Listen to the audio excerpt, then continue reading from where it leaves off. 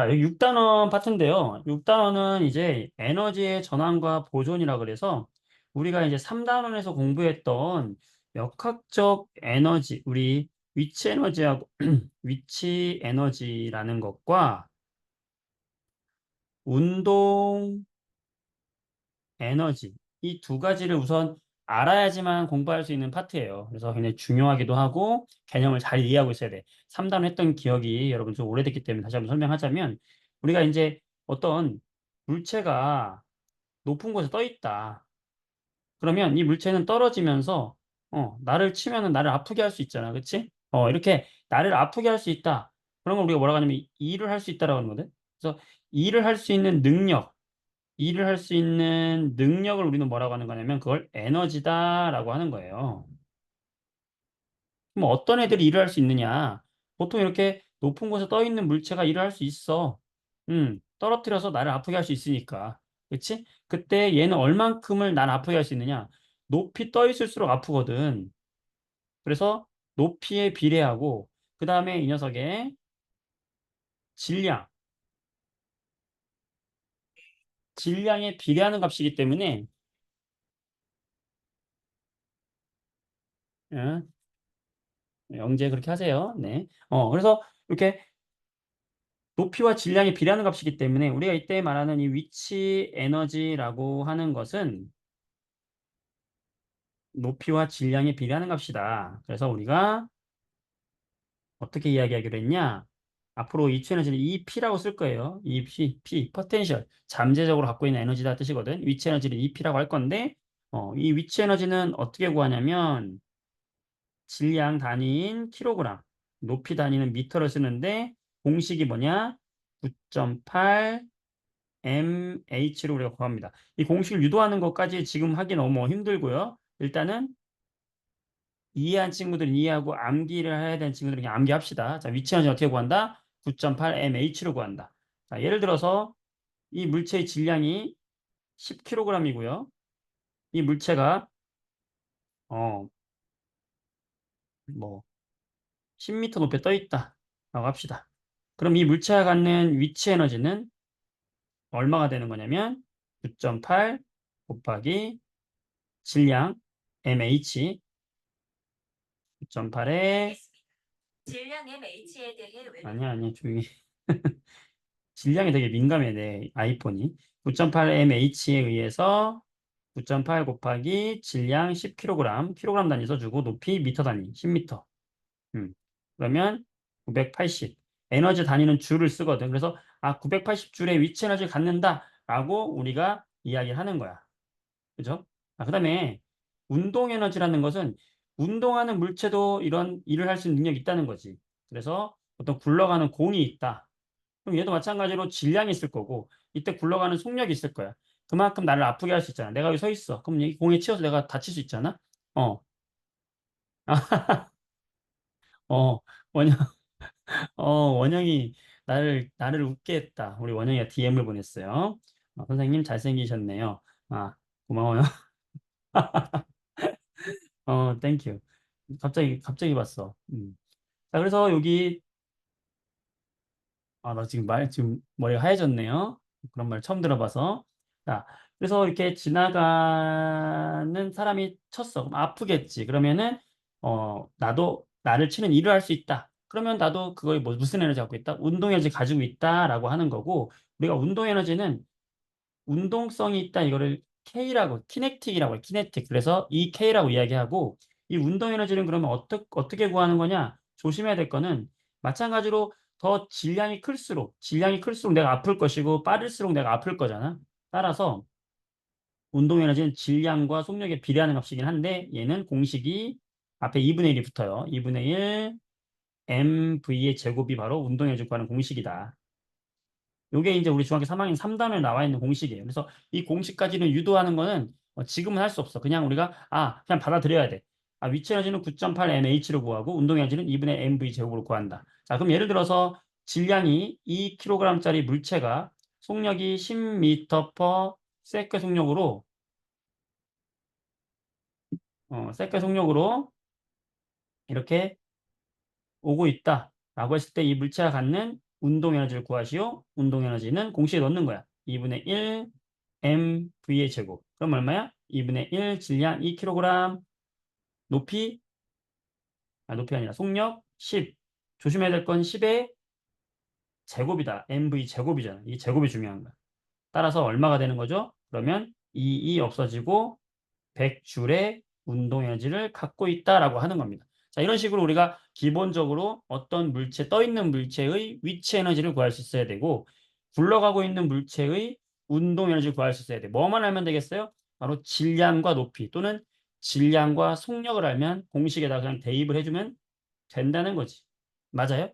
여기까지 되겠어? 자, 그러면 어떤 물체가 10m 높이에 떠 있어. 1kg짜리 공이 10m 높이에 떠 있었어요. 몇 미터? 10미터. 떠 있었어. 그럼 이 공을 내가 가만히 놨어, 여기서. 그럼 공이 떨어지겠지. 자, 그러면 이 물체가 높이 떠 있을 때, 높이 떠 있을 때 이 물체는 속력이 있을까 없어. 내가 그냥 손을 잡고 있는 거야. 가만히 있었어. 따라서 얘는 속력은 없거든. 자, 속력이 없으면 우리가 위치 에너지가 있고 운동 에너지가 있는데 위치 에너지는 9.8 mh로 구할 수 있고 운동 에너지는 2분의 1의 mv 제곱인데 속력이 제곱되기선 0이기 때문에 운동 에너지 값은 존재할 수가 없죠. 왜? 속력이 0이니까. 운동 에너지는 0이 된단 말이지. 맞죠? 이렇게 하면 운동 에너지는 0이 되는 거야. 음. 그런데 위치 에너지는 존재하잖아요. 따라서 이 제일 꼭대기에 있을 때는 무슨 에너지만 있을까? 위치 에너지만 존재하는 거죠. 이해됩니까? 제일 꼭대기에 있을 땐 무슨 에너지만 존재한다? 위치 에너지만 존재하고 운동 에너지 값은 뭐 얼마다? 0이죠. 자, 그런데 내가 이 공을 놨어. 놓으면 공은 점점 속도가 어떻게 돼? 자유낙하하잖아. 그럼 점점 빨라지죠? 점점 빨라지잖아. 점점 빨라지다가 바닥에 닿기 직전이다 그러면 그럼 이 공은 속력이 없던 속력이 생긴 거잖아. 그럼 만약에 이 공이 바닥에 닿기 직전까지 왔다고 하면은 여기서의 위치 에너지와 여기서의 운동 에너지 한번 생각해 보면 위치 에너지는 9.8 mh로 구하고 운동 에너지는 2분의 1의 mv 제곱으로 구하는데 여기서는 지금 높이 바닥에 닿기 직전에서는 이 높이가 0이니까 요 운동 에너지 값이 얼마가 아니 위치 에너지 값이 얼마가 되는 거죠? 0이 되는 거야 반대로. 대신에 대신에 지금 떨어지기 직전에는 속력이 지금 존재하게 된 거잖아. 떨어지면서 속력이 증가했잖아. 그러면 뭐는 있는 거죠? 운동 에너지는 운동 에너지는 지금 현재 증가해서 생긴 거지. 자, 이 말은 뭐를 의미하는 거냐? 제일 중요한 거야. 오늘 배우는 키포인트 중에 하나. 키포인트가 바로 이건데 바로 이 꼭대기에 있을 때는 뭐밖에 없었다? 위치 에너지밖에 없었다. 그런데 이 위치 에너지가 아래로 떨어지면서 0이 되고 반대로 무슨 에너지로 전환이 된 거다? 이 녀석의 운동 에너지로 전환이 된 거다. 처음에 속력이 없었고 높이만 있었다면 바닥에 닿기 직전에 높이가 없고 속력만 있기 때문에 위치 에너지 전부가 운동 에너지 전부로 같단 말이죠. 이게 핵심이 되는 거야. 그때 우리가 이렇게 떨어지는 물체들이 위치 에너지가 운동 에너지로 전환이 되는구나. 그러면 위치 에너지와 운동 에너지는 서로 상호 전환될 수 있는 관계에 있구나. 이 둘을 하나로 묶어버리자. 그래서 묶은 게 바로 뭐냐면 역학적 에너지라는 거예요. 역학적 에너지. 이 역학적 에너지는 그래서 뭐와 뭐의 합이냐면 지금 이야기한 위치 에너지와 운동 에너지의 합을 말하고 이 역학적 에너지의 값은 항상 어떤 곳에서나 일정해요. 어, 마찰로 인한 손실이나 이런 게 없다면 공기의 저항을 무시하면 공기의 저항이 없다고 가정했을 때에는 그 위치 에너지가 전부 운동 에너지로 전환이 되기 때문에 위치 에너지가 100이었으면 운동 에너지 100으로 간다는 거야. 그 얘기는 이 둘의 합은 어떻다? 항상 일정한 값을 나타낸다. 이게 바로 역학적 에너지 보존 법칙이에요. 됐나요? 자, 예를 들어 볼게요. 다 했어. 역학적 에너지는 보존된다. 오늘 핵심은 이거야. 이제 문제만 풀어보면 돼요. 역학적 에너지는 뭐와 뭐의 합이다? 위치 에너지와 운동 에너지 합이고, 요 값은 항상 어떻다? 항상 일정하게 보존된다. 요 합은. 요 둘의 합은 항상 일정하게 보존된다. 역학적 에너지는 항상 어디서나 똑같다. 언제? 공기 저항이 없을 때. 그 얘기는 위치 에너지가 운동 에너지로 전환될 수 있고 또는 운동 에너지, 위치 에너지 서로 전환이 될 수 있다. 양쪽으로 왔다 갔다 할 수 있다는 거죠. 봅시다. 1kg짜리 질량을 가진 물체가 떠 있어요. 어디에 떠 있냐? 10m 높이에 떠 있어요. 자, 그러면 이 녀석이 여기 제일 꼭대기에서 갖는 이 지점, 10m 높이에서 갖는 역학적 에너지를 구하세요 라고 한다면 몇 줄입니까? 라고 한다면 우리는 어떻게 되는 거냐? 아, 역학적 에너지를 구하래? 그럼 뭐와 뭐의 합을 구해야 돼? 위치 에너지와 운동 에너지 합을 구하면 돼요. 근데 지금 얘를 가만히 위에 있었기 때문에 속력이 없잖아? 그러면 운동 에너지는 0이었네? 그럼 뭐만 구하면 돼? 위치 에너지만 구하면 돼. 그럼 위치 에너지 공식 알아야 된다고 그랬지? 9.8 mH. 9.8 질량 1kg 높이 10m 얼마? 98줄. 아, 이 높은 곳에서의 역학적 에너지는 얼마다? 98줄이고, 역학적 에너지는 뭐와 똑같다? 위치 에너지와 똑같구나. 여기는 위치 에너지밖에 없으니까. 라고 할 수 있는 것이고, 만약에 이 공이 떨어졌어. 떨어져가지고 요 바닥에 닿기 직전, 이 1kg짜리 공이 떨어져서 바닥에 닿기 직전에 여기에서의 역학적 에너지를 구하시오 라고 한다면, 얼마가 될까? 자, 구할 필요 있어, 없어? 없어. 왜? 역학적 에너지는 항상 보존되는 거야. 98줄이었으면 요 아래에서도 역학적 에너지 얼마야? 98줄이야. 바뀌지 않는단 말이지. 어. 선생님, 저 그래도 구해보고 싶어요. 구해봐. 어떻게? 역학적 에너지는 뭐와 뭐의 합이다? 위치 에너지와 운동 에너지 합이다. 근데 지금 이 바닥에서는 높이가 있어, 없어? 없어. 높이가 없으면 위치 에너지가 있어, 없어? 없어. 그럼 뭐밖에 없어? 속력이 생겼기 때문에 운동 에너지만 있겠지? 그 운동 에너지가 얼마야? 2분의 1 mv 제곱이 되겠지. 여기서 속력은 알 수 없지만 지금 역학적 에너지 98줄인 걸 알 수 있죠. 그걸 통해서 우리는 속력을 구해낼 수 있지. 자, 이런 식으로 우리가 해낼 수 있는 거고. 자, 이번에는 만약에 이 공이 떨어지다가 5m 높이만큼에 왔다.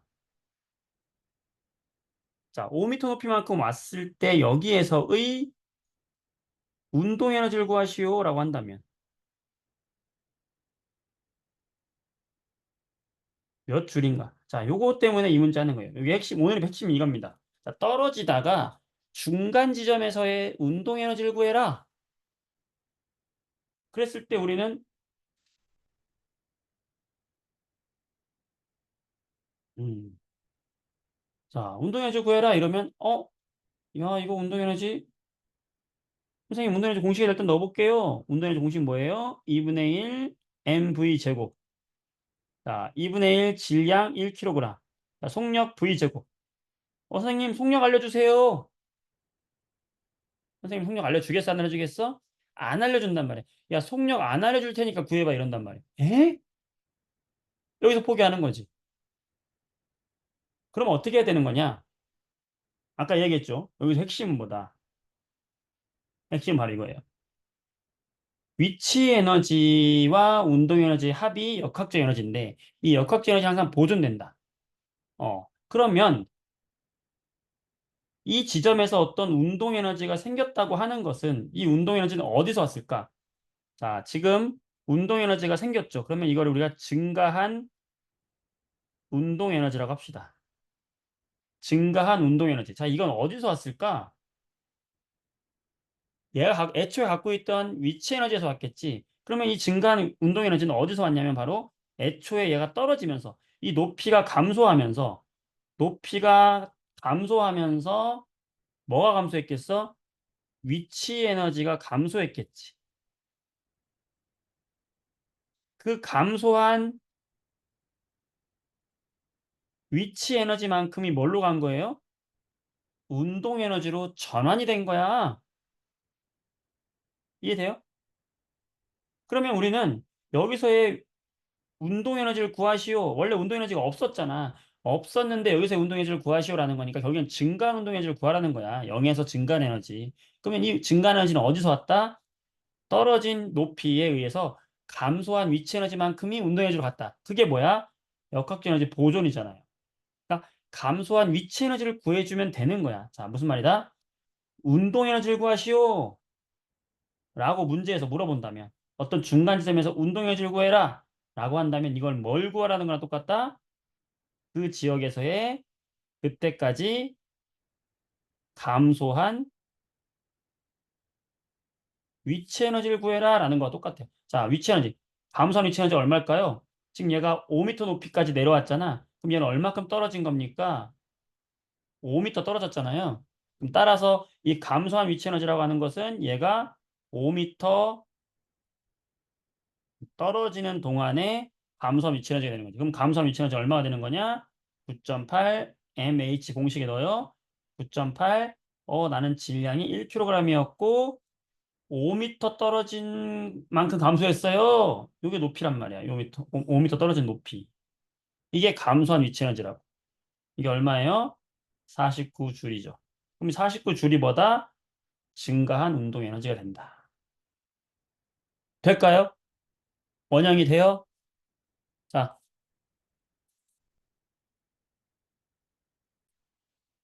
여기 개념은 이게 다야. 문제만 풀면 돼요. 자, 우리 교재를 보도록 할게요. 자, 그래서 정의를 보게 되면 역학적 에너지라는 것은 이거와 이거의 합이다. 다른 거 안 봐도 돼요. 안 봐도 돼. 복잡해 보이기만 해. 보지 마. 나중에 필요할 때 봐. 넘어가. 보지 마. 머리 아파. 보지 마. 보지 마. 보지 마. 문제만 보면 돼요. 자, 봅시다. 1번 문제 볼게요. 선생님 교재에 있는 문제고요. 자, 그림은 질량이 2kg짜리인 물체를 2.5m 높이에서 가만히 놓아서 낙하시켰다. 지면으로부터 0.5m 높이에서 지금 이 높이가 되었을 때 여기에서의 이 지점에서의 위치 에너지와 운동 에너지와 역학적 에너지를 모두 구하시오라는 거예요. 자, 여기서 위치 에너지는 어떻게 구할까? 공식 9.8 mH. 운동 에너지는 2분의 1 mv 제곱. 역학적 에너지는 이거 두 개 더하면은 역학적 에너지 된다 그랬죠? 자, 구해보면 그대로 해보면 되지. 자, 9.8 곱하기 질량 몇 킬로그램? 2kg. 자, 높이가 0.5m 높이에서의 위치 에너지잖아? 0.5. 그럼 얼마야 위치 에너지가? 9.8이네. 자, 운동 에너지. 선생님 운동 에너지 쉽죠? 2분의 mv 제곱. 자, 2분의 1 질량 2kg v 제곱. 선생님 속력이 없네요. 이거 문제 잘못됐는데요? v 알려주세요. 아니라고요. 절대 안 알려준다고. 어떻게 하라고? 자, 어떤 지점에서의 운동 에너지 딱 나오는 순간 이걸 바꿔주세요. 뭐라고 바꿔줘라? 이 운동 에너지는 뭐하고 똑같다? 그때까지 떨어지면서 감소한 위치 에너지가 곧 그 지점에서의 운동 에너지다. 떨어지면서 감소한 위치 에너지. 그럼 감소한 위치 에너지를 구하면 돼. 어떤 공식에? 위치 에너지 공식에. 9.8 mH. 9.8 질량 2kg. 자, 높이가 중요한데 감소한 높이를 넣어야 되는 거죠. 감소한 높이는 몇 미터입니까? 2m 감소한 거예요. 여기다 2를 넣어야 되지. 그렇죠? 그러면 39.2가 되고요. 역학적 에너지는 둘의 합 49가 되는 거예요. 될까요? 음, 자, 2번 문제 봅시다. 자, 이런 문제가 나왔다. 그림과 같이 지면으로부터 10m 높이에서 질량이 2kg짜리 물체를 가만히 떨어뜨렸다. 그때 A 지점을 지날 때 운동 에너지와 위치 에너지의 비를 구해라. 자, 지금 뭘 구하래? 운동 에너지 대 위치 에너지의 비를 구해라. 자, 그러면 이 운동 에너지를 구하라고 하면 우리가 무조건 뭘 넣으라고요? 이 지점에서의 운동 에너지는 결국에 뭐하고 똑같다? 얘가 떨어지면서 감소한 뭐하고 똑같다? 위치 에너지와 같다. 이게 핵심이잖아. 그러면 운동 에너지 대 위치 에너지를 구해라. 이 지점에서의 운동 에너지와 위치 에너지 구해라. 이 말은 이 지점에서의 감소한 위치 에너지 대 현재 위치 에너지를 구하라는 말과 똑같은 거잖아. 그럼 해볼까요? 감소한 위치 에너지 9.8 mH. 현재 위치 에너지 9.8 mH. 자, 9.8, 9.8 m 똑같잖아. 뭐만 남아요? h만 남아. 요 h는 무슨 높이야? 감소한 높이 몇 미터? 8미터. 8미터에 해당하는 높이. 자, 현재 위치 에너지는 몇 미터? 남은 2미터에 해당하는 높이. 결국엔 높이의 비네. 미쳤네. 4대 1. 에? 어때? 이런 문제 시험 잘 나온다고요. 이게 너무 쉽잖아. 결국에 뭐다? 어떤 지점에서의 운동 에너지를 구하라고 한단 말이에요. 그러면 그 운동 에너지를 뭐로 알아 무조건? 역학적 에너지는 보존되기 때문에 감소한 위치 에너지로 놓기만 하면 문제가 해결된다. 그러면 감소한 위치 에너지 대 현재 위치 에너지가 되는 것이고 결국에 그것은 뭐와 같다? 높이의 비와 같은 거지. 얘가 떨어지는 높이가 8m, 남은 높이가 2m면은 운동 에너지는 8에 해당하는 거, 위치 에너지는 위에 해당하는 게 되는 거다. 되겠죠? 자, 3번. 공이 지면에 닿는 순간의 속력. 자, 같은 문제예요. 자, 이번에는 공이 지면에 닿는 순간에 속력을 구해라. 지금 이 공이 10m 높이에 떠 있었잖아. 이렇게. 그쵸? 10m 높이에 떠 있었고, 얘의 질량이 2kg이었어요. 자, 그러면 요 바닥에 닿는 순간에 속력을 구하려면 우리는 운동 에너지를 알아야 돼.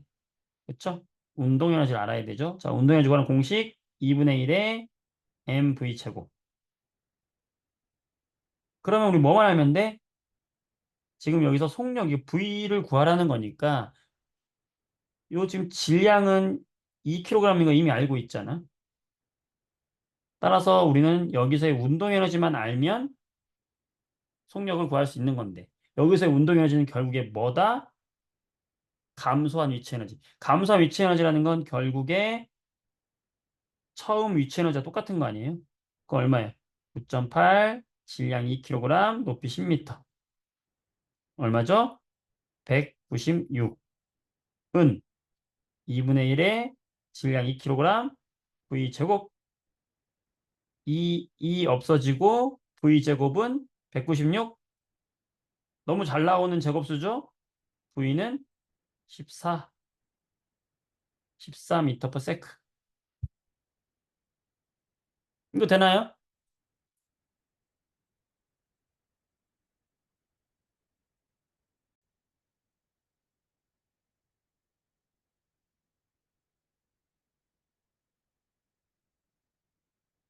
이 문제를 어떻게 풀어야 될까? 20m 높이에서 선생님 이제 모르는 친구들 위해서 힌트를 줄 테니까 아는 친구들 한번 풀어보시고 모르는 친구는 선생님 설명 들으면서 풀어보세요. 20m 높이에서 질량이 1kg짜리 물체를 떨어뜨렸다가 B점을 지나는 순간에 속력이 9.8m/s였다. 요 B점을 지날 때 속력을 알려줬네. 속력이 9.8m/s였다. 그때 이 B점의 높이를 구해라.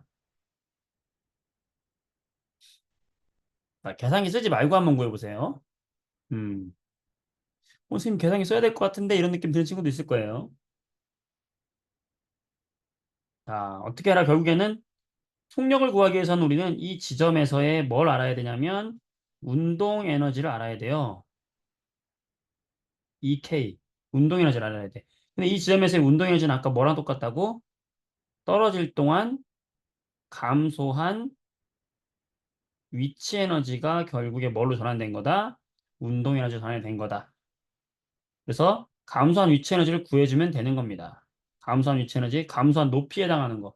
몇 미터 높이에 해당하는지 우리가 구해서 운동 에너지 2분의 1의 mv의 제곱 이 공식에다 넣으면 우리는 감소한 위치 에너지 9.8 mh에 해당하는 높이를 구할 수가 있어요. 자, 이 공식을 이용하면 됩니다.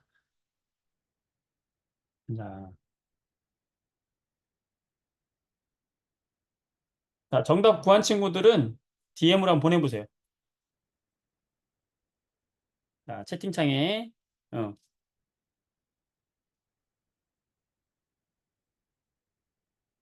음, 지금 보내는 친구들은 상당히 잘하는 거야. 이 상당히 어려운 문제입니다. 음, 잘했어요.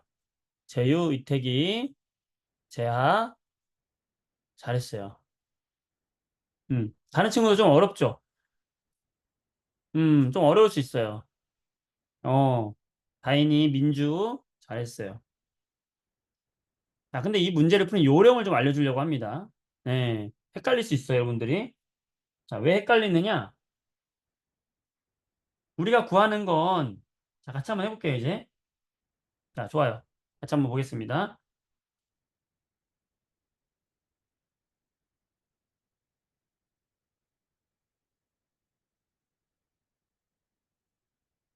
지금 떨어지고 있었는데, 이 떨어지고 있던 녀석이 이 B 지역에서의 속력이 얼마라고 했냐면 9.8이라는 거야. 자, 9.8이라는 건 뭔가 의미 있는 숫자잖아. 자, 그러면 이 B점에서의 요 높이를 구하려면, 지금 높이를 구하라는 거죠. 남은 높이. 음,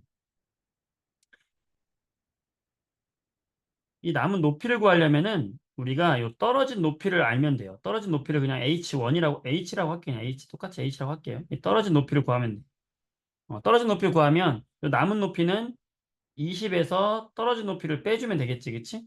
우리는 근데 뭘 구하는 거다? 요 남은 높이 구하는 거다. 조심하면 돼요. 음. 자, 그러면 속력이 나와 있기 때문에 우리는 여기서 뭘 구할 수 있다? 여기서 운동 에너지를 구할 수 있죠. 자, 운동 에너지는 얼마다? 2분의 1의 mv 제곱이에요. 그런데 이 운동 에너지와 뭐와 똑같다? 감소한 여기까지 떨어진 감소한 뭐하고 똑같다? 위치 에너지와 똑같다. 감소한 위치 에너지는 어떻게 구하죠? 9.8의 mh를 구한단 말이에요. 자, 그러면 그대로 한번 넣어볼게요. 감소한 위치 에너지는 9.8 질량 1kg 이 높이가 지금 떨어진 높이 요 높이 떨어진 높이 요것이 뭐하고 똑같다? 이 지점에서의 운동 에너지 2분의 1을 질량 1 V의 제곱. 자, V가 지금 9.8이라고 그랬죠? 9.8의 제곱과 똑같다는 거지. 자, 9.8의 제곱을 먼저 해버리면 상당히 힘들어져요.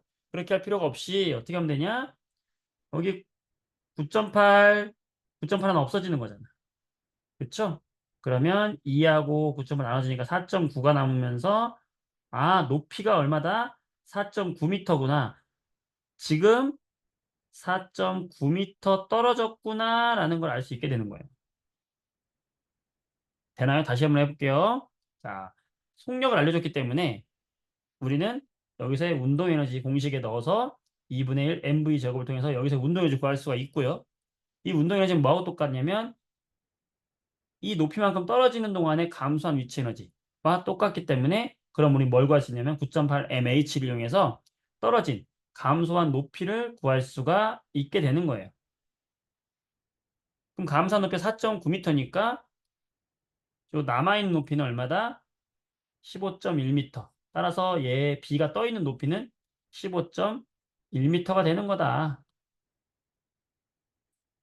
되겠어요? 네, 이렇게 하는 거예요. 잘했어요.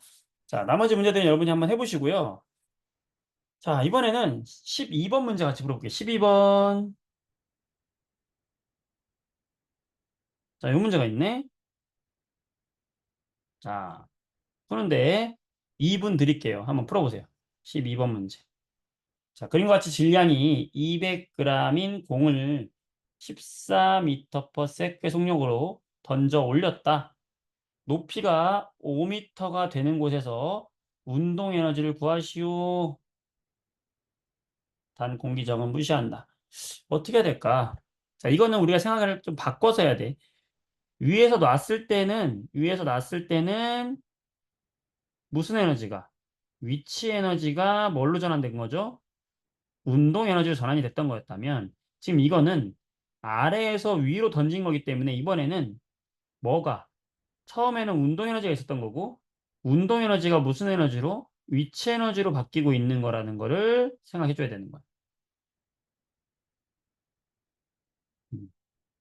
그러면 5m인 곳에서 운동 에너지를 구하라 라는 말은 뭐랑 똑같다? 5m인 곳에서 증가한 위치 에너지를 구하라는 말과 똑같은 거지. 현재의 운동 에너지를 구하세요.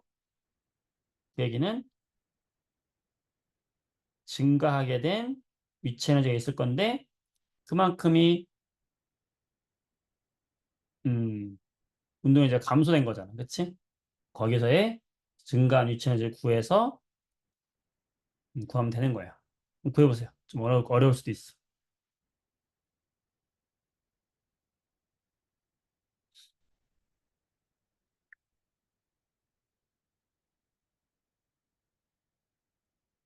1분 후에 같이 해보도록 할게요. 정답 한번 보내보세요. 혜인이 굿. 이태리 잘하네. 굿. 지아 나이스.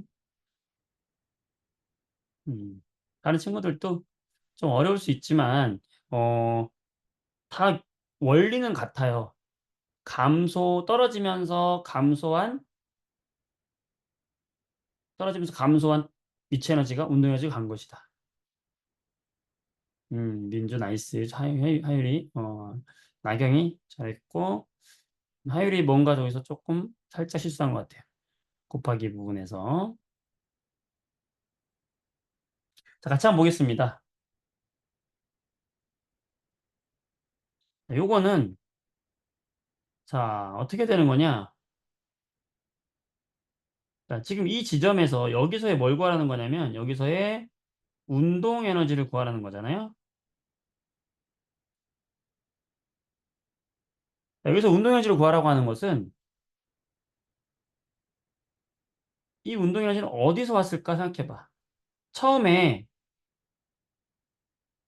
여기서 운동 에너지를 구하라고 하는 거지. 위치 에너지가 아니라, 미안해. 여기서 위치 에너지를 구하라는 게 아니라 운동 에너지를 구하라는 거잖아. 그러면, 처음에 여기서에도 얘가 올라갈 때, 던져 올릴 때 속력이 얘가 V1이고 얘가 V2라고 하면은 누가 속력이 빠르겠어요? 당연히 처음 던질 때 속력이 빠르겠지. 점점 속력이 느려질 거 아니야, 이거는. 아래에서 위로 던져 올린 거니까. 그렇죠? 그러면 여기서의 얘의 운동 에너지가 있을 거야. 이거를 EK1이라고 합시다. 음, 그치? 그리고 지금 얘가 올라가면서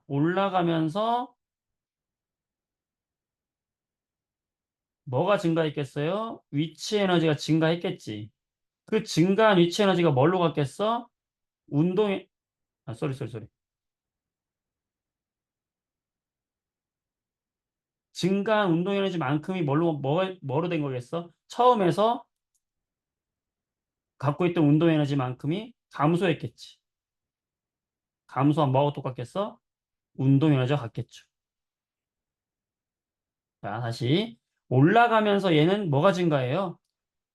위치 에너지가 증가한단 말이야. 그럼 위치 에너지가 증가하는 만큼 뭐가 감소하겠어? 운동 에너지가 감소하겠지. 그쵸? 근데 지금 감소한 운동 에너지를 구하라는 게 아니라 지금 이 점에서의 운동 에너지를 구하라 했잖아. 그럼 이 점에서의 운동 에너지는 우리가 어떻게 구해야 될까? 이 지점에서의 운동 에너지는 처음 얘가 갖고 있던 운동 에너지, 처음 갖고 있던 운동 에너지에서 감소한 운동 에너지를 빼주면 되는 거잖아요. 무슨 말인지 알겠어? 처음에 얘가 제일 빠른 속도로 출발할 때 운동 에너지 있었을 거란 말이야. 근데 올라가면서 속도가 줄었어.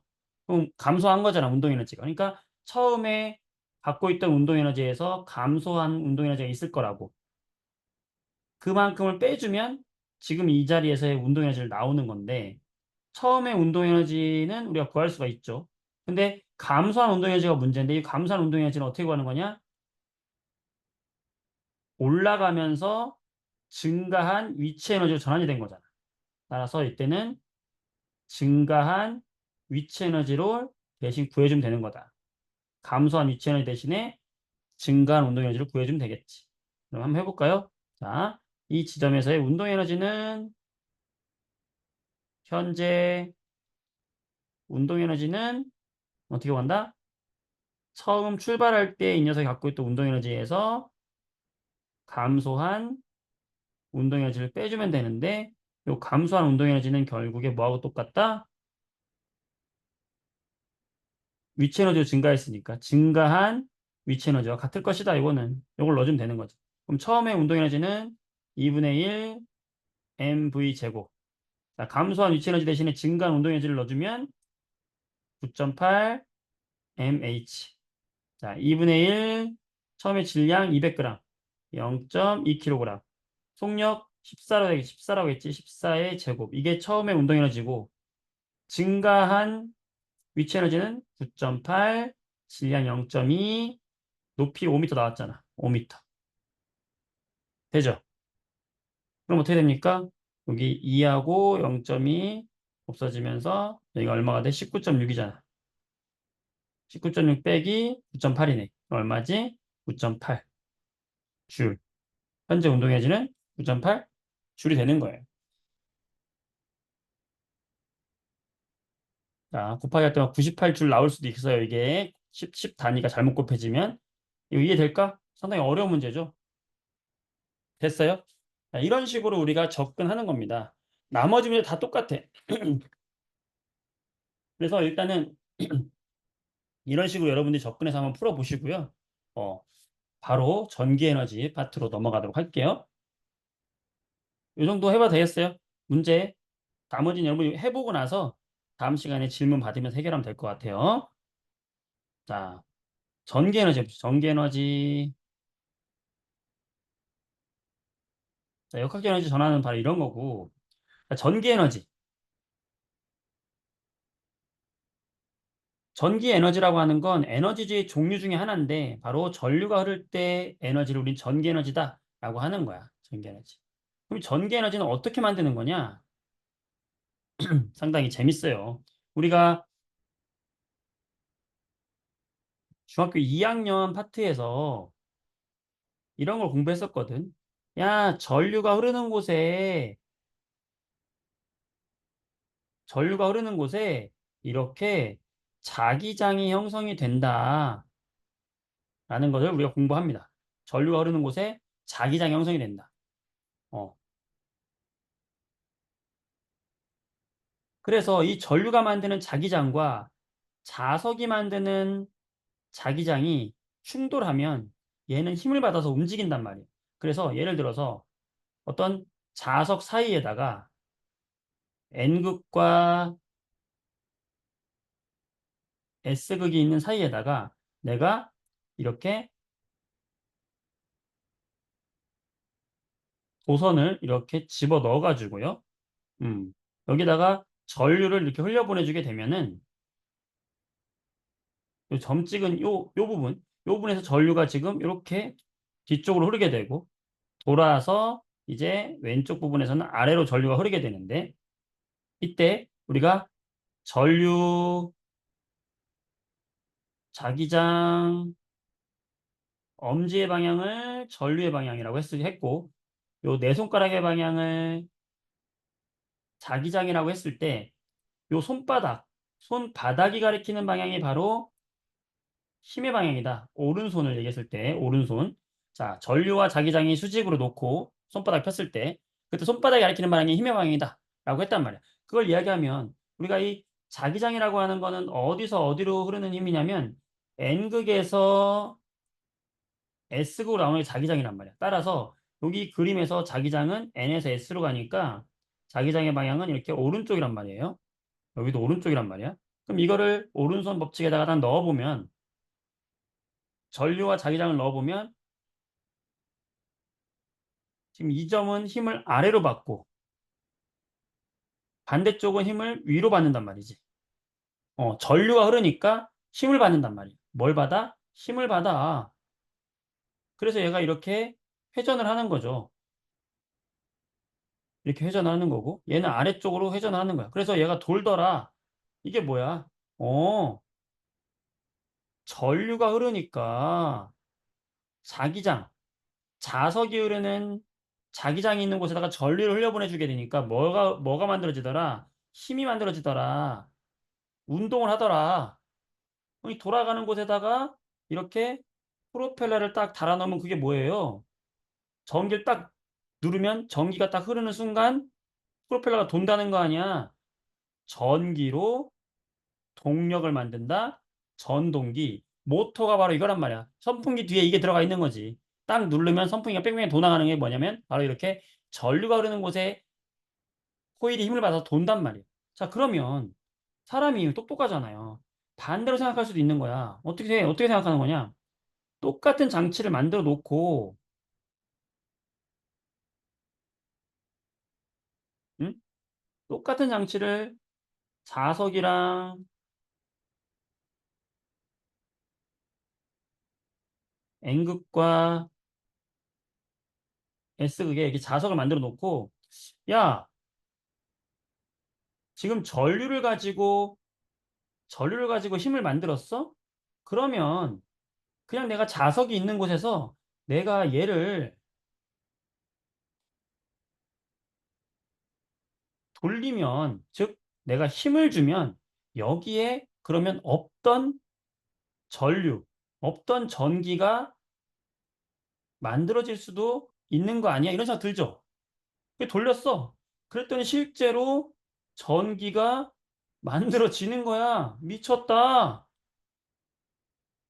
와우. 우리는 전기 에너지가 굉장히 소중해요. 왜냐면 전기 에너지가 왜 중요하냐면 이 전기 에너지라는 건 굉장히 많은 에너지로 전환이 된단 말이지. 다리미의 열 에너지라든지 드라이기의 열 에너지 아니면 선풍기의 운동 에너지 이런 식으로 다 많은 것들의 에너지로 전환이 가능하기 때문에 핸드폰의 소리 에너지, 진동 다 가능하기 때문에 전기로 만들어 놓는 게 편한데 그럼 전기를 어떻게 만들 거냐는 거지. 바로 이 아이디어예요. 자석 사이에 코일을 넣고 자석과 코일 사이에서 이런 자기장의 변화를 주면은 내가 움직이는 거지. 힘을 줘서 자기장의 변화를 주면은 전기가 만들어지겠네? 라고 생각을 해서 해봤더니 만들어지는 거야. 그래서 이 프로펠러를 만들고 얘를 돌리게끔만 하면 전기가 만들어지는 거잖아. 그게 바로 뭐냐면 발전기란 말이에요. 전기를 만드는 거. 그래서 우리가 화력 발전이라는 게 뭐냐면 화력 발전이 뭐냐? 석탄, 석탄에 불을 붙여갖고 물을 끓여요. 그 물이 막 수증기가 나올 거 아니야? 수증기로 이 팬을 돌리는 거야. 그럼 전기 만들어지는 거야. 이게 화력 발전. 원자력 발전. 원자들의 핵분열 에너지를 이용해 가지고 물을 끓여. 물이 돌려. 전기 만들어져. 이게 원자력 발전. 똑같아. 구조는 똑같단 말이야. 수력 발전. 높은 곳에 있는 물이 떨어져. 떨어지면서 이 프로펠러를 돌려. 전기가 만들어져. 수력 발전. 조력 발전. 파도를 가지고 이 프로펠러를 돌려. 전기가 만들어져.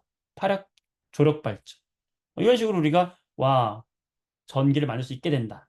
그럼 결국에 이걸 어떻게 알게 된 거냐? 바로 자기장 사이에서의 자기장의 변화가 생기면 전류가 만들어지더라.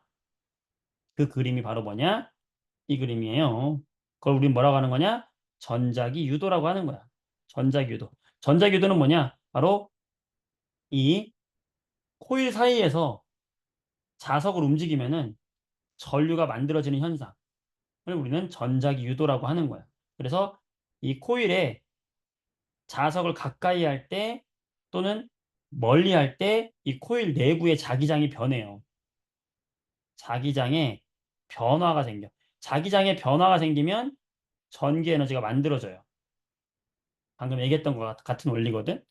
돌리는 거나 밀어 넣는 거랑 같은 거야. 그래서 밀어 넣거나 빼거나 하면 자기장에 변화가 생기고 이 자기장의 변화가 뭘 만든다? 전류를 만든다. 이걸 뭐라고 한다? 전자기 유도라고 하는 거예요.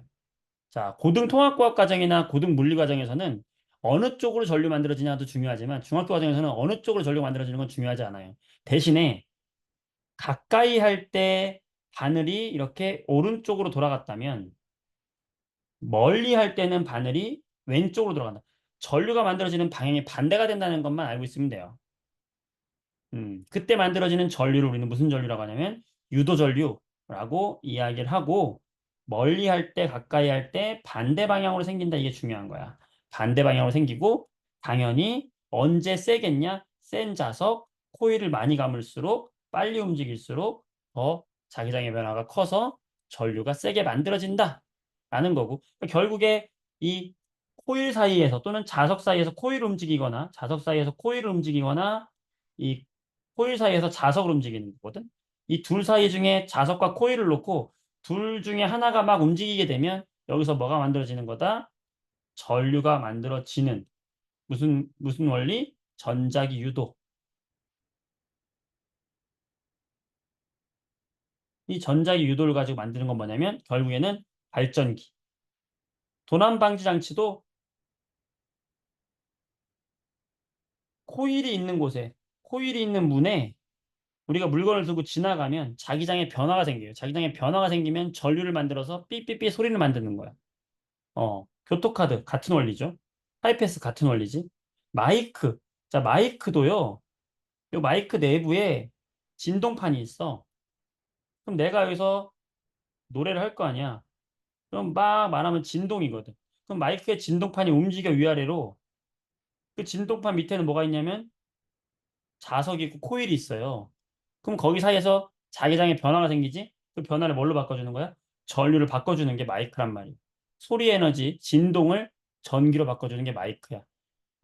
인덕션 레인지, 금속 탐지기, 전자기타 이런 것도 다 우리가 전자기도를 이용한다. 그래서 이거는 역학적 에너지를 가지고 무슨 에너지를 만든다? 전기 에너지를 만드는 방식이다라는 걸 생각하면 되겠어. 될까요? 자, 문제 풀어볼게요. 이게 바로 뭐다? 전자기 유도다.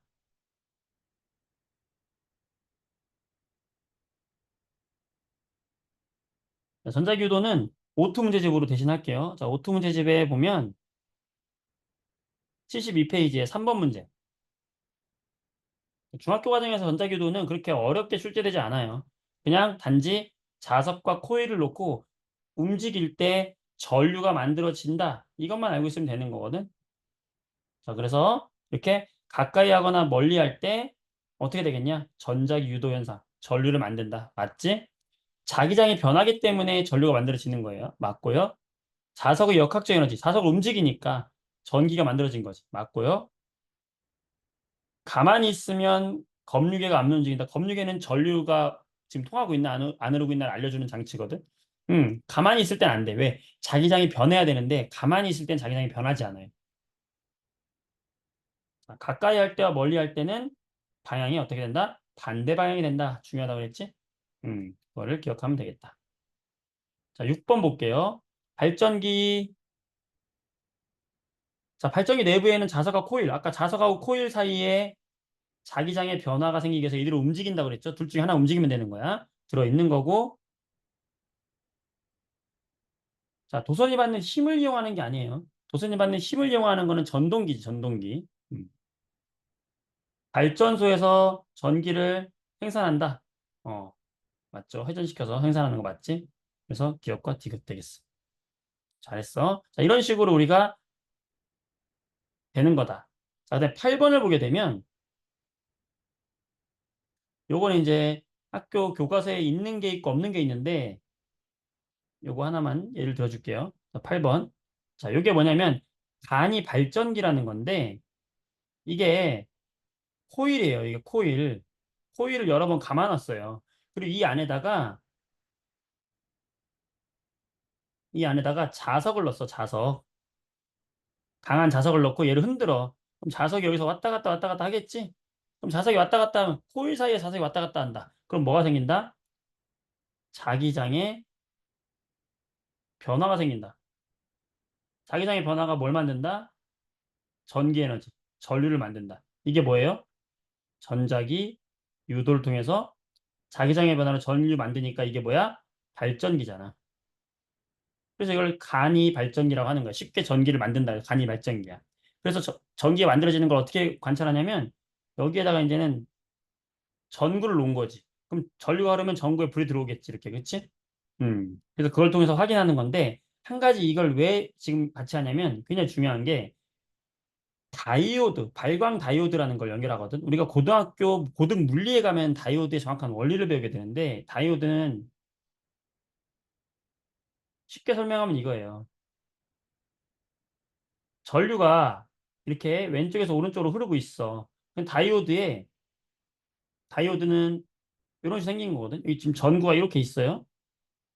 전류가 흐르면은 여기 불이 들어오는 거야. 근데 전류가 이렇게 왼쪽으로 들어올 때는 불이 들어와. 그런데 전류가 오른쪽으로 들어올 때는 불이 안 들어와. 그러니까 한쪽 방향만 전류가 들어올 때만 불이 들어오고 반대쪽으로 들어올 때는 불이 안 들어오게끔 만들어 놓은 게 다이오드예요. 그러니까 전류의 방향이 바뀌면 한쪽은 전기가 들어오는데 한쪽은 전기가 안 통한다. 이것만 알고 있으면 돼. 그게 바로 뭐냐? 발광 다이오드 LED 전구가 바로 그 LED가 바로 다이오드예요. 빛을 내는 다이오드라는 뜻이거든. 자, 근데 이게 바로 왜 중요하냐? 자석을 좌우로 흔들잖아요. 그럼 한 번은 이 자석이 위에서 아래로 움직일 테야. 그치? 또 한 번은 자석이 아래에서 위로 움직일 거 아니에요? 그러면 자석의 움직이는 방향이 바뀌니까 전류의 방향이 바뀌겠지. 그러면 1번일 때 만약에 전구에 불이 들어왔다. 그럼 2번일 땐 전구에 불이 들어오지 않는 거야. 알겠어요? 그러니까 얘가 위아래 위아래 왔다 갔다 흔들어 줄 때 불이 들어왔다 안 들어왔다 들어왔다 안 들어왔다 하는 거야. 그래서 얘를 막 빨리 움직이면은 LED 전구가 깜빡깜빡깜빡 하면서 되게 빠르르륵 하면서 떨리면서 불이 들어왔다 안 들어왔다를 반복한다고요. 그거를 물어볼 수가 있어요. 근데 이게 학교에서 실험해 볼 수도 있고 어 뭐 수행 평가를 할 수도 있고 안 보는 학교도 있는데 비상교과서를 쓰는 친구들은 이게 시험에 나올 수 있어요. 고난도 문제가 되겠죠. 자, 그래서 기억이 되는 거지. 발광 다이오드가 깜빡인다. 이게 중요한 거야. 불이 켜진다. 그래서 이런 식으로 우리가 다이오드에서 불이 들어오고 안 들어오고를 알 수가 있다는 거야. 자, 지금 몇 시야? 24분? 아이, 이 정도까지 해야 되나? 좀 더 하자. 괜찮죠?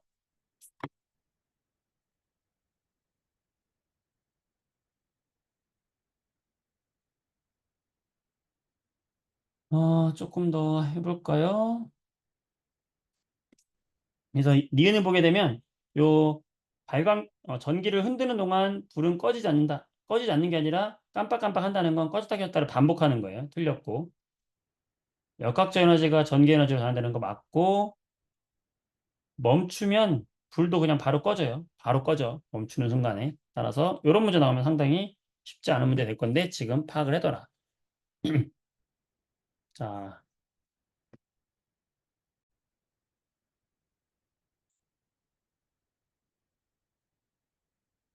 자, 이렇게 해서 이제 우리는 전기 에너지를 만드는 것까지 했고요. 그 다음에 이제 우리가 좀 생각할 부분이 소비 전력이라는 게 있어요. 소비 전력, 여러분들이 고등 통합과학하고 고등 물리가 상당히 중요한 개념이기 때문에 같이 알아두면 좋아요. 소비 전력과 전력량이 있어요. 음, 거기 우리 책에 보면 이 개념 교재를 보게 되면 뭐라고 나와 있냐? 자, 소비 전력. 1초 동안 전기 기후가 소모하는 전기 에너지. 단위는 와트다. 그래서 시간분의 전기 에너지로 구하는 게 바로 소비 전력이다. 이렇게 돼 있어. 자, 이걸 보는 순간 개념이 뭔 소리야? 딱 와닿지가 않아요. 1초 동안 소비하는 전기 에너지 양. 이게 뭐냐면은 선풍기를 생각하세요. 여러분, 선풍기 생각하면 딱 끝나. 선풍기가 있어. 집에 선풍기가 있어요. 이 선풍기가 막 돌아가. 돌아가려면 무슨 에너지가 필요해? 전기 에너지가 필요하잖아. 전기 에너지가 필요한데 이 선풍기가 1초마다 소모하는 전기 에너지가 있을 거 아니야. 예를 들어서 1초마다 40줄의 전기 에너지가 지나간다. 이 전기 에너지를 어떤 도선의 여기 단면을 보면은 1초마다 지나가는 전기 에너지가 40줄이 지나간다. 이 선풍기를 돌리기 위해서는 40줄의 전기 에너지가 필요할 수 있잖아요. 근데 1초마다 40줄씩 쓰고 있어요. 선풍기가. 어. 이거를 줄여서 40와트라는 새로운 단위를 만든 거예요. 그리고 이거를 뭐라고 했다? 소비 전력이라고 하는 거야. 아, 어떤 전기 기구가 1초 동안 사용하는 전기 에너지예요. 소비 전력이라는 건 1초 동안 사용하는 전기 에너지다라고 생각하면 돼요. 그러면 야, 집에 여러분 냉장고가 있어요? 전기 에너지야. 전기 에너지인데 몇 초 동안 소모하는 전기 에너지냐? 1초 동안 사용하는 전기 에너지야. 냉장고가 있어요. 냉장고의 소비 전력이 100와트다. 그 이 말의 의미를 알면 돼요. 이게 무슨 말이야? 냉장고가 1초마다 얼마씩 전기를 쓰고 있다? 100줄씩 전기를 쓰고 있다. 이 말이야. 어렵지 않죠? 자, 전구가 있다. 전구에 220볼트에 40와트 이렇게 써 있어요. 자, 이게 뭐냐면 이 전구는 220볼트라고 하는 적절한 전압, 이걸 전격 전압이라고 하는데 이 적절한 전압에서 소비 전력이 40와트다 이 말이야. 자, 40와트다 이 말은 뭐야?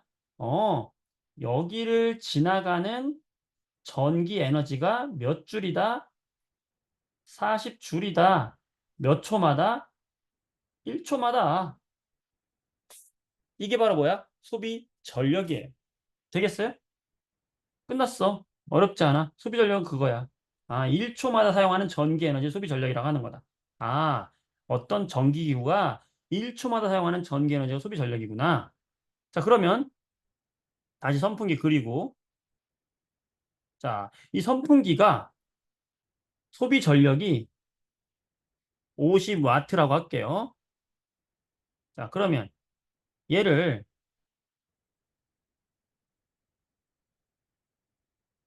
2시간 동안 이 선풍기가 2시간 동안 사용한 전기 에너지는 얼마냐라고 물어본다면 우리는 어떻게 계산을 해야 되냐면 2시간 동안 사용했다? 야, 얘는 지금 1초에 50줄씩 사용하는 애잖아. 그러면 50줄을 1초에 사용하는 애인데 2시간을 사용했다? 1시간은 3600초다? 이거 아닙니까? 이해돼요? 요게 바로 2시간을 초로 바꾼 거잖아. 1초에 50줄을 사용하는 애인데 2시간 동안 사용하는 거니까 이거 어떻게 해야 되니? 난 이런 것도 계산기 써야 되는데 아니구나. 계산기 안 써야 되나? 100 곱하기 하면 되구나. 그러면 360000 줄이네. 그치? 킬로줄로 바꾸면 360 킬로줄의 전기 에너지를 소모하는구나 라는 거잖아. 맞아요? 어. 근데 지금 해보면 알겠지만 우리가 전기 기구들을 쓰는 걸 보면은 초 단위로 쓰는 게 아니라 보통 시간 단위로 많이 쓴단 말이에요. 근데 그렇게 쓰다 보니까 시간 단위로 쓰다 보니까 단위가 너무 커져버려, 숫자가. 그래서 만든 전기 에너지의 새로운 단위가 바로 뭐냐면 전력량이 되는 거예요. 이 전력량은 결국에 뭐냐면 사용한 전기 에너지를 말하는 거야. 전기 에너지하고 똑같아요. 그런데 단순히 우리가 구하기 편하게 하기 위해서 새로운 단위를 만들어준 것뿐이야. 예를 들어서 방금 했던 요거를 음, 2시간 동안 사용한 전기 에너지다 그러면 우리가 이걸 어떻게 구했냐면은 50와트짜리를 얘가 50와트짜리 가전제품이었어. 그러면 2시간 동안 사용했다 그러면 50 곱하기 50줄을 1초마다 사용하는 게 50줄이니까 2시간이면 2 곱하기 3600초 해가지고 구했단 말이지. 그치? 360000 줄 이렇게 구했단 말이지. 그런데 이걸 좀 간단하게 구하자. 그래서 어떻게 한 거냐면, 야, 그냥 요 소비 전력을 알고 있으니 이 50와트에다가 사용한 시간, 2시간, 그냥 이거 곱해버리자는 거야. 초로 바꾸지 말고 2시간을 곱해버리자는 거야. 그럼 얼마야? 100이잖아, 100. 그러고 단위를 그냥 갖다가 와트, 우리가 와트라고 읽거든. 그 다음에 시간을 우리가 아우어잖아, 아우어. 그래서 아우어 붙인 거예요. 웃긴 건 읽을 때는 와트 아워라고 읽지 않고 와트 시라고 읽어요. 영어 더하기 한글. 뭐야 이거? 하여튼 어떻게 우리 그렇게 약속했으니까 읽어야지. 와트 시라고 읽는 거야. 그래서 와트 시가 뭐냐? 50와트짜리를 2시간 사용하면은 100와트 시라고 하는 거야. 이게 바로 뭐다? 전력량이라는 거예요. 전력량이 와트시 단위를 쓰는 거야. 선생님, 전력량을 줄 단위로 써도 돼요? 써도 돼. 그럼 결국엔 여러분 학교에서 만약에 이 문제가 나오면 상당히 어려운 문제인데 100와트시가 36만 줄이랑 같은 거라는 것까지 여러분이 이해를 하셔야 돼요. 와트를 줄로 바꿔서 초를 곱하면 전체 사용한 전기 에너지가 되는데 만약에 와트를 놔두고 이걸 시간을 곱하면 와트 시 단위가 되는 거예요. 이거 같은 단위라는 거야. 이렇게 해놓고 단위 중에서 누가 더 전력량이 더 큰 양이냐라고 비교하라고 하면 할 수 있어야 돼. 이거는 개념을 정확하게 이해하지 못하면 하기 어렵습니다. 그래서 이렇게 전력이라고 하는 건 1초 동안 사용하는 전기 에너지, 단위는 와트를 사용하는 거고, 전력량은 몇 시간 사용했니? 이걸 한눈에 보기 위해서 사용한 초가 아니라 시간을 곱해서 구해준 총 사용한 전기 에너지를 말하는 거예요. 그게 전력량이 되는 거예요. 자, 문제 풀어볼게요.